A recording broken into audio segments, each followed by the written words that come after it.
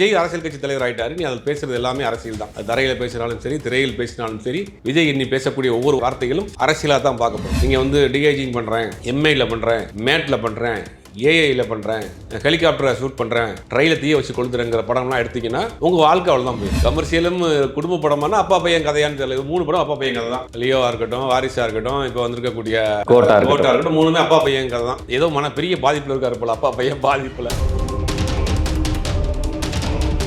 Leo காட்டிலும் இந்த படம் வசூல் ரீதியாக படம் வந்து ரொம்ப கம்மி. அதர் ஸ்டேட்ல கொஞ்சம் நல்லா போகும் விஜய் படம். பொதுவாக கேரளாவில் நல்லா போகும். கேரளாவில் இந்த படம் பெருசாக போகல. நம்ம ஏற்கனவே பேசியிருக்கோம், இது வந்து 1000 கோடி அளவுக்கு பிசினஸ் பண்றதுக்கு வாய்ப்பு இருக்கு. நம்ம முதல் நாள் பேசணும்னு நினைக்கிறேன். ஸோ இது 1000 கோடியை டச் பண்றதுக்கு வாய்ப்பே இல்லை.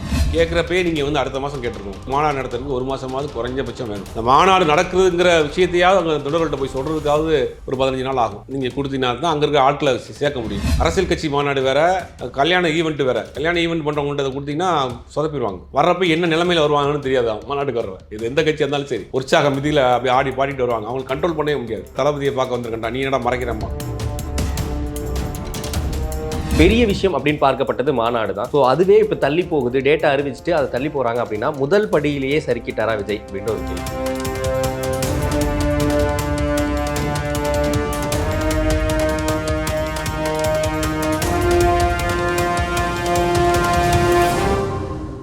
எல்லோ பெஞ்ச் நேயர்களுக்கு வணக்கம். இன்று நம்மோடு பத்திரிகையாளர் சுபேர் அவர்கள் இணைந்திருக்கிறார். வணக்கம் சார். வணக்கம். தளபதி 69 நேற்று ஈவினிங் 5 மணிக்கு ஒரு அனௌன்ஸ்மெண்ட் வந்துச்சு. அதுலேருந்து வேறு மாதிரி பரவலாக வைரலில் போயிட்டுருக்கு.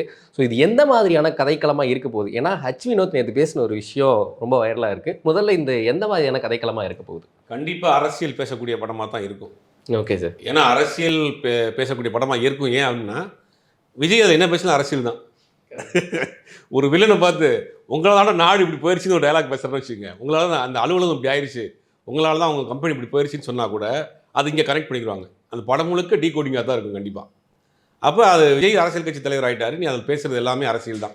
அது தரையில் பேசினாலும் சரி, திரையில் பேசினாலும் சரி, விஜய் இன்னி பேசக்கூடிய ஒவ்வொரு வார்த்தைகளும் அரசியலாக தான் பார்க்கப்படும். அப்படிங்கும் போது வினோத் எந்த மாதிரியான டேரக்டருங்கிறது நமக்கு தெரியும்.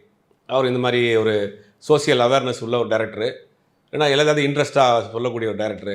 அப்படிங்கும் போது அவர் கண்டிப்பாக விஜயை வைத்து அடுத்த ப்ரொமோஷனுக்கு உண்டான படமாக தான் அவருக்கு பண்ணுவார்.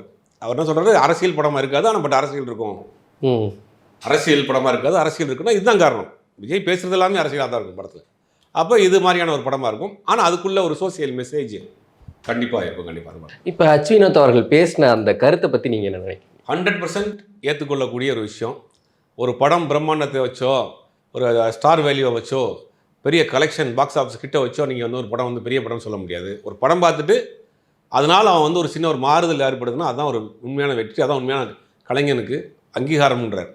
இது 100% உண்மை. இதை மனப்பூர்வமாக எல்லாரும் வரவேற்கணும். இந்த காலகட்டங்களில் இப்படி ஒரு டைரக்டர் இருக்காருங்கிறதுக்கு முதல்ல அவருக்கு பெரிய ஒரு சல்யூட்டு. ஏன்னா இன்றைக்கி வந்து கதையை நம்பாமல், பிரம்மாண்டத்தை நம்பி, டெக்னாலஜியை நம்பி, ஒரு பெரிய டைரக்டர் ஹீரோட டேட் கிடச்சா அதை நம்பி பல கோடியை செலவழித்து தயாரிப்பாளர் தெருவில் இழுத்து விட்டு எப்படி போயிட்டுருக்கு இந்த காலகட்டங்களில் இப்படி ஒரு சிந்திக்கக்கூடிய ஒரு டைரக்டர் அப்படிங்கும் போது பெரிய விஷயம். இதுக்கு உதாரணம் என்னென்னா சதுரங்க வேட்டை படம்.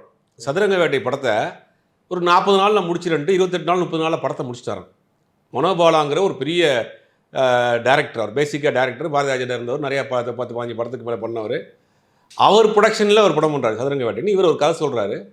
அந்த படத்தை எவ்வளோக்கு எவ்வளோ சிக்கனமாக பண்ண முடியுமோ பண்ணி அந்த படத்தை ஒரு மிகப்பெரிய ஒரு வெற்றி படமாக்கினார். மனபாலாய் சொன்னார், ஒரு ஊருக்கு அவுட்டர் போகிறப்ப அந்த ஊரில் இருக்கக்கூடிய சின்ன ரூமில் தான் தங்குவாங்க எல்லாரும், பெரிய யூனிட்டை கூப்பிட்டு போக மாட்டார். அவன் சொன்ன டேட்டா கார்டில் கம்மியான டேட்டில் கம்மியான அமௌண்ட்டில் படத்தை முடிச்சிட்டாங்க. சரி ஏதோ பண்ணி வச்சிருக்காங்கன்னு படத்தை பார்க்குறப்ப படம் சொன்னதை காட்டிலும் பயங்கர பிரம்மாண்டமாக இருக்குது அப்படின்னா ஒரு தயாரிப்பாளர் பாயிண்ட் ஆஃப் வியூலையும் யோசிக்கக்கூடிய ஒரு டைரக்டர்.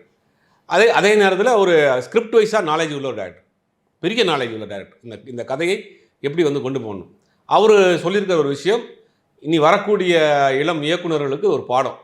வினோத் சொன்னது 100% உண்மை. இதை வேதவாக்காக எடுத்துக்கிட்டு நீங்கள் ஃபாலோ பண்ணணும். நீங்கள் பழைய பிரம்மாண்ட இயக்குநர்களை நீங்கள் பார்த்தீங்கன்னா நீங்கள் ஒரு படத்தோடு காலியாகிறீங்க. இப்போ நீங்கள் சொல்கிற விஷயத்தை எளிமையாக சொல்லுங்கள், யதார்த்தமாக சொல்லுங்கள், புரியும்படி சொல்லுங்கள். நீங்கள் வந்து டிஐஜிங் பண்ணுறேன், எம்ஐயில் பண்ணுறேன், மேட்டில் பண்ணுறேன், ஏஐயில் பண்ணுறேன், ஹெலிகாப்டரை ஷூட் பண்ணுறேன், ட்ரெயில தீய வச்சு கொளுத்துறேங்கிற படம்லாம் எடுத்திங்கன்னா உங்கள் வாழ்க்கை அவ்வளோதான் போயிடும். இது வந்து ஒரு ஒரு நல்ல ஒரு யதார்த்தத்தை சொல்லியிருக்காரு. அப்போ இது வந்து அடுத்தடுத்து வரக்கூடிய இயக்குனர்கள் இதை புரிஞ்சு நடந்துக்கணும், அவ்வளோதான். Okay sir. விஜய் அவர்கள் அரசியல் கருத்து பேசி படம் பார்த்துருக்கோம். பட் இந்த மாதிரி ஹச் வினோத் மாதிரியான கதை அம்சமுள்ள படங்கள்ல விஜய் அவர்கள நெறைய பார்க்க முடியல. இத வந்து ஹச் வினோத் ரெக்டிஃபை பண்ணிடுவார்னு நினைக்கிறீங்களா? கண்டிப்பாக ஃபுல் பண்ணுவார். ஏன்னா இந்த மாதிரியான ஒரு தாட் அவர் உள்ளுக்குள்ளே இருக்குது. அவர் பேச ஆரம்பிச்சிருக்காரு. கதை தான் முக்கியங்கிறதான் சொல்ல வர்றாரு. ஒரு படத்துக்கு ஸ்கிரிப்ட் தான் முக்கியம். நீங்கள் வந்து இப்போ கூழாங்கல்னு ஒரு படம் பண்ணுறாங்க. கூழாங்கல் பார்த்தீங்கன்னா வெறும் 9 லட்ச ரூபாயில் எடுக்கப்பட்ட ஒரு படம். ஒரு டாக்குமெண்ட்ரி மாதிரி எடுக்கப்பட்டது. அதை பார்த்து அங்கே இருக்கக்கூடிய சில இயக்குநர்கள் அதை பிரமிச்சு போய் அதை ப்ரொமோட் பண்ணுறாங்க. அதை வேர்ல்டு இருக்கக்கூடிய ஃபெஸ்டிவலுக்கு அனுப்புகிறாங்க. 35 லட்ச ரூபா கலெக்ட் பண்ணி கொடுக்குது. 9 லட்ச ரூபாயில் எடுக்கப்பட்ட ஒரு படம், சின்ன படம். 35 லட்ச ரூபா ஃபெஸ்டிவலில் மட்டும் ப்ரைஸ் மணி கிடைச்சிருக்கு. அப்போ அந்த படம் வந்து அப்போ அதை வந்து நீங்கள் அதில் என்ன பிரம்மாண்டம் இருக்குது, என்ன ஸ்டார் வேல்யூ இருக்குது? அப்போ நீங்கள் கதை நல்லா இருக்குது, சொல்லக்கூடிய விஷயம் நல்லா இருக்குன்னா அது உங்களை கொண்டு போய் சேர்த்துரும். அதனால் கண்டிப்பாக இந்த படத்தில் ஸ்கிரிப்ட் வைஸ் ஏதாவது ஒரு விஷயம் மெசேஜ் இருக்கும் கண்டிப்பாக. Okay sir. ஹெச் வினோத் சமீபத்தில் பேசின ஒரு சேட்டலைட் சேனலுக்கு நினைக்கிறேன். அதில் பேசும்போது இது வந்து ஒரு மாதிரி குடும்பம் சார்ந்த கதை தான் அப்படின்னாரு. ஆனால் இப்போ வரையுமே அவர் வந்து இது அரசியல் சார்ந்து இல்லை, அரசியல் உள்ளே இருக்குன்றாரு. விஜய் வந்து மறுபடியும் கமர்ஷியலை தொடர்றதுக்கு வாய்ப்பு இருக்கா, இல்லை அரசியலாகவே போயிடுவாரா? இல்லை, கமர்ஷியலும் அரசியலும் சேர்ந்த படமாக இருக்குது. முழு கமர்ஷியல் படமாக இருக்காது. ஏன்னா உட்காந்து பார்க்க முடியாது இல்லையா? அதனால் கமர்ஷியலும் குடும்ப படமானா அப்பா பையன் கதையான்னு தெரியல. இது 3 படம் அப்பா பையன் கதை தான். லியோவாக இருக்கட்டும், வாரிசாக இருக்கட்டும், இப்போ வந்திருக்கக்கூடிய கோட்டா இருக்கட்டும், 3மே அப்பா பையன் கதை தான். ஏதோ பெரிய பாதிப்பில் இருக்காரு போல, அப்பா பையன் பாதிப்பில். ஒருவேளை ஒன்லைன் விஜய் சொல்லி இதை டெவலப் பண்ணுங்கன்னு கொடுத்துருக்காரா என்னன்னு தெரியல. அதுக்குள்ளே இருக்கக்கூடிய அரசியல் விஷயங்கள் சம்மந்தப்பட்ட விஷயங்களாக கூட இருக்கிறதுக்கு வாய்ப்பு இருக்குது. Okay sir. இப்போ முன்னாடி வந்து இதில் ஹீரோயினா சமந்தா பண்ணுறாங்க அப்படின்ற ஒரு தகவல் வந்தது. அதுக்கப்புறம் சிம்ரன் இணைய வாய்ப்பு இருக்குது அப்படின்ற மாதிரி ஒரு விஷயம் சொன்னாங்க. நேற்றுலேருந்து பூஜா ஹெக்டே தான் அப்படின்ற மாதிரி ஒரு விஷயம் சொல்கிறாங்க. எது சார் உண்மை? பூஜா ஹெக்டே தான் உண்மை. பூஜா ஹெக்டே தான் பண்ணுறதுக்கு ஃபைனல் பண்ணியிருக்காங்க. சிம்ரன் வந்து ஏதாவது ஒரு கேரக்டர் பண்ணுவாங்க.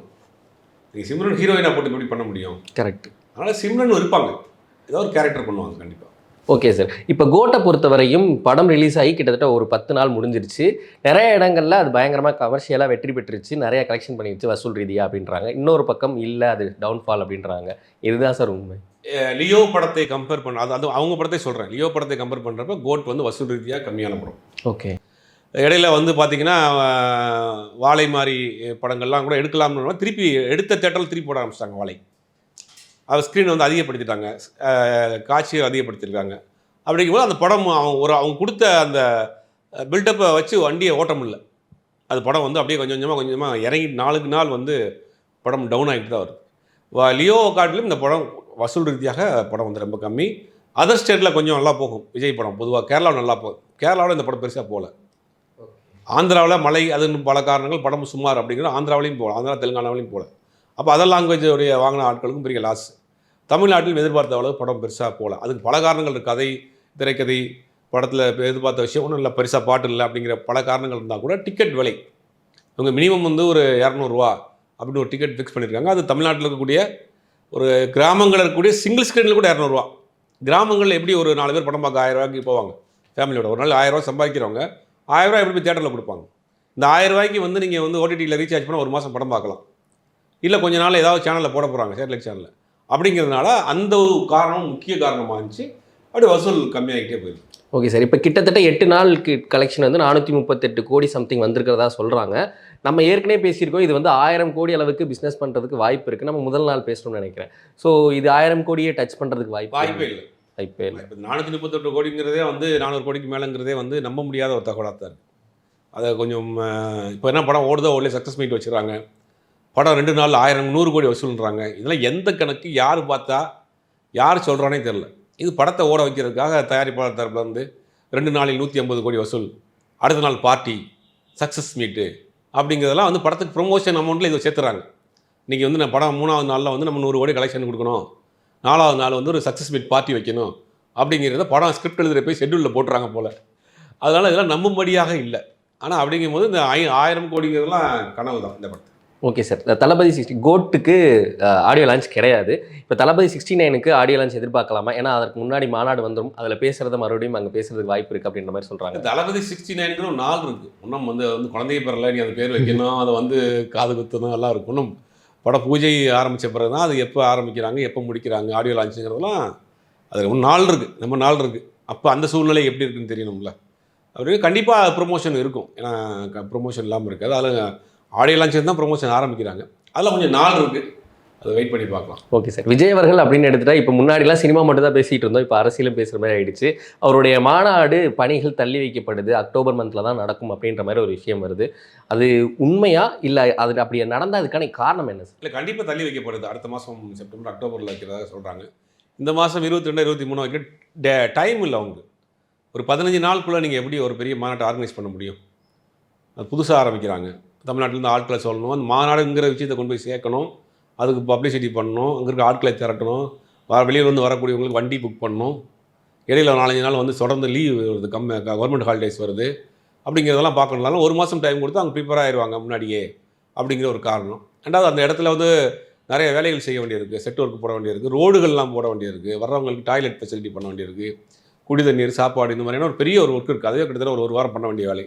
அப்படிங்க வந்து 15 நாளுக்குள்ள அதெல்லாம் செய்ய முடியாதுங்கிற ஒரு காரணங்களால அவங்க தள்ளி வச்சுக்கிறாங்க. Okay sir. இதெல்லாம் பிளான் பண்ணாமையா டேட்டை அறிவிக்க ஆரம்பிச்சாங்க அப்படின்ற ஒரு கேள்வி வருதுல்ல சார்? அது ஒரு காரணம் தான். அதாவது நீங்கள் கேட்ட நல்ல கேள்வி தான். அது என்னென்னா, அவங்களுக்கு ஒரு அனுபவம் இல்லை. கேட்குறப்பே நீங்கள் வந்து அடுத்த மாதம் கேட்டிருக்கணும். குறைந்தபட்சம் ஒரு மாநாடு நடத்துறதுக்கு ஒரு மாதமாவது குறைஞ்சபட்சம் வேணும்.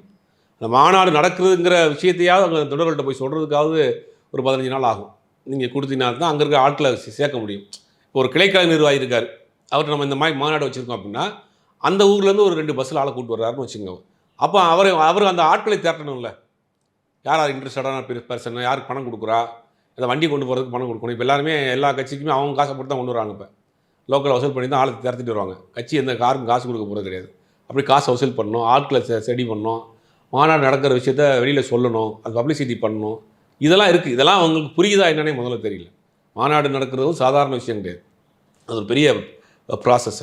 அதுக்கு டீமாக போட்டிருப்பாங்க, மேடை அலங்காரம் அந்த மாதிரியான ஒரு டீமு, வர்றவங்களை ரிசீவ் பண்ணுறதுக்கு ஒரு டீமு, இந்த வரக்கூடிய ஆட்களை எப்படி வரணும், எப்படி போகணும், அந்த வண்டி எங்கே பார்க் பண்ணணும், இதெல்லாம் ஒரு பெரிய டீம் ஒர்க். இதெல்லாம் வந்து ஒரு ஏதாவது ப்ரைவேட் ஏஜென்சியில் கொடுத்துருக்கதாவது சொல்கிறாங்க. அவங்க எப்படி இதை கையாள போகிறாங்கன்றது தெரியல.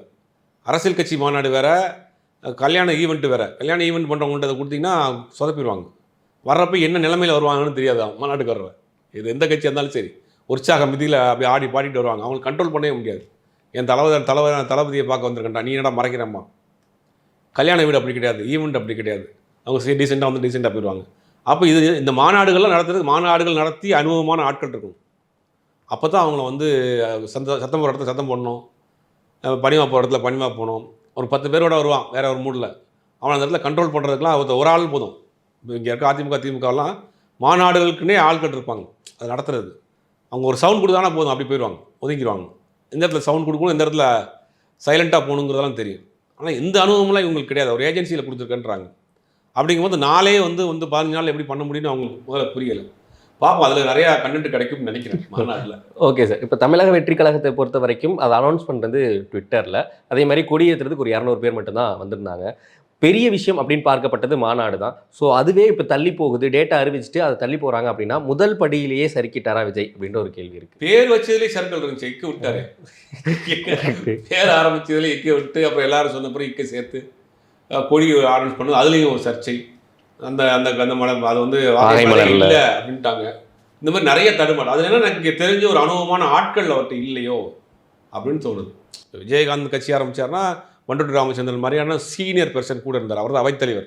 அந்த கட்சியினுடைய அத்தனை அஜெண்டாவும் இன்றைக்கி வரைக்கும் ஃபாலோ பண்ணுறது அவர் போட்டு கொடுத்தது தான். இந்த கான்ஸ்டன்ட் ரவிந்தன் திமுக இருக்கார், அவர் கொள்ளைப்பரப்பு செயலாக இருந்தார், ஒரு பேராசிரியராக இருந்தார். அவர் தான் அந்த உரைகள்லாம் ரெடி பண்ணி கொடுக்குறது. இந்த மாதிரியான ஆட்கள் அங்கே இருந்தாங்க. அவங்க தான் கரெக்டாக அதை வழிநடத்தி கொண்டு போனாங்க. எப்படி கொண்டு போகணும்னு தெரியும். அதே மாதிரி கமலஹாசன் வர்றப்போ பார்த்தீங்கன்னா, கமலஹாசன் நிறைய பழக்கற்பியா மாதிரியான சீனியர் அரசியல்வாதிகள், ரிட்டையர்டு ஐபிஎஸ் ஆஃபீஸர் மௌரியா மாதிரியான ஆட்கள்லாம் கூட இருந்தாங்க. இவங்களுடைய பேக்கப் பண்ணி சில பத்திரிகையாளரும் கூட இருந்தாங்க. இங்கே யார் இருக்கானே தெரியல, எதை கேட்டாலுமே தளபதிகிட்ட கேட்கணுங்கிறார் இவர். தளபதிகிட்ட கேட்கணும்னு சொல்கிறதுக்கு ஒரு செயலாளர் இருக்கார் கட்சிக்கு. அப்படிங்கும்போது இதுதான் அவங்களுடைய நிலைமையாக இருக்குது. ஒன்றும் ஆட்கள் இல்லை, ப்ராப்பராக அவங்க ஆர்கனைஸ் பண்ண முடியல, ஒரு தடுமாற்றத்திலே தான் இருக்காங்க. ஓகே சார், எங்களுக்காக நிறைய தகவல்கள் ஷேர் பண்ணீங்க, மிக்க நன்றி சார்.